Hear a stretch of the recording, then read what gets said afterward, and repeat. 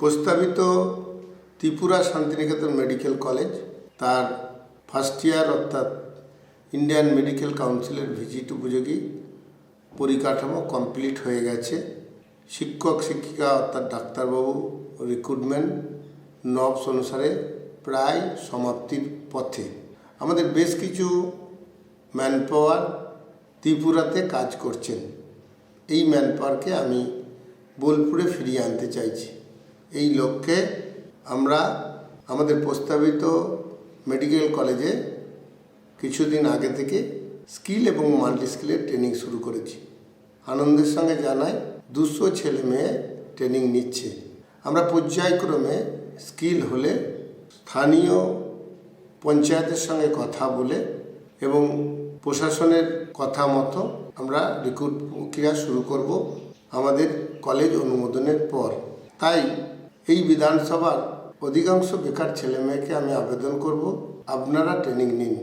এখন দু একজন আমাকে প্রশ্ন করছে যে এরা তো যথেষ্ট ডিগ্রি আছে এবং কাজ জানে, ট্রেনিংয়ের কি প্রয়োজন আছে? এডুকেশনে একটা পড়াশোনা হয়, শিল্পে কাজ করতে গেলে আরেকটু স্কিল হতে হয়। এই এডুকেশনের সঙ্গে শিল্পের যে স্কিল গ্যাপটা থাকে ওটা অ্যানালাইসিস করে আমরা ট্রেনিংগুলি শুরু করেছি। এই স্কিল গ্যাপটা পূরণ করার জন্য আমরা 5 বছরে 5,000 ছেলে মেয়েকে আমাদের সংস্থার খরচে বা অন্য সংস্থার খরচে, ছেলে মেয়েদের কাছে কোনো পয়সা লাগবে না, আমরা ট্রেনিং দিতে চাইছি স্কিল বা মাল্টি স্কিল করার জন্য। এবং ওখান থেকে আমরা নিজেদের সংস্থাতেই 2000 ছেলে মেয়েকে 5 বছরে রিক্রুট করতে পারবো, আমি নিশ্চিত। এই 2000 ছেলে মেয়ে রিক্রুট হবে স্থানীয় প্রশাসন বা পঞ্চায়েতের সহমত ভিত্তিতে। অবশ্যই ছেলেটিকে স্কিল হতে হবে এবং রাজ্য সরকার বা লোকাল যে স্তরের প্রশাসন তেনাদের কথা মতো আমরা সমস্ত রিক্রুটমেন্টটাই ত্রিপুরা থেকেই করব। যে ম্যানপাওয়ার আমাকে ওখানে সাপোর্ট করতে গেছে, অনুমোদনের পর যখন আমরা রিক্রুটমেন্ট শুরু করব, সমস্ত ম্যানপাওয়ারটাই আমরা বোলপুরে রিটার্ন নেব। কারণ এখানেও আমার ম্যানপাওয়ারের যথেষ্ট প্রয়োজন আছে। তাছাড়াও বেশ কিছু জায়গায় আমরা ডেভেলপমেন্টের কাজ শুরু করছি। যেহেতু প্রচুর সংখ্যক ছেলে মেয়ে বেকার এবং স্কিল ট্রেনিং নিলে তারা কর্ম উপযোগী হয়ে যাবে, প্রতি সপ্তাহেই আমরা কাউন্সেলিংয়ের জন্য একটা করে অ্যাওয়ারনেস ক্যাম্প করছি। আনন্দের সঙ্গে জানাই আমাদের এই 25 তারিখ দোল উৎসব উদযাপিত হচ্ছে। সকল স্তরের সমাজের মানুষকে অংশগ্রহণ করার জন্য আমি বিশেষভাবে আবেদন জানালাম। দোল সকলে মিলে এটা খেলব। এটা কবিগুরু রবীন্দ্রনাথ ঠাকুর আমাদের বোলপুর শান্তিনিকেতনে দোল উৎসব স্থাপন করেছেন।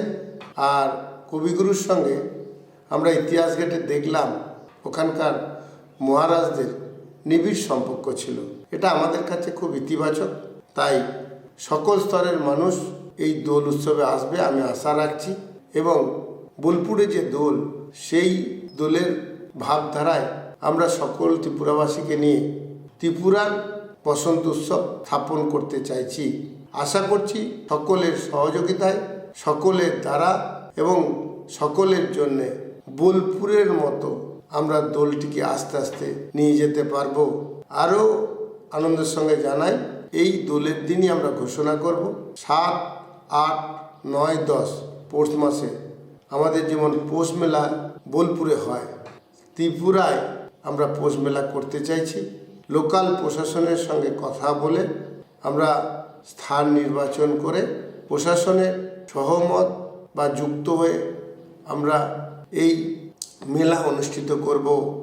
দেশ এবং বিদেশের বিভিন্ন মানুষ সেগুলোকে ক্রয় করবেন এবং বিশ্বের বিভিন্ন প্রযুক্তি মানুষ দেখবে এবং সেগুলি ক্রয় করবে।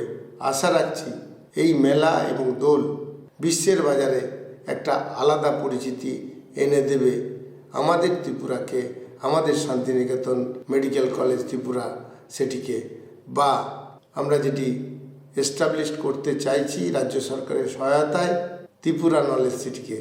নমস্কার।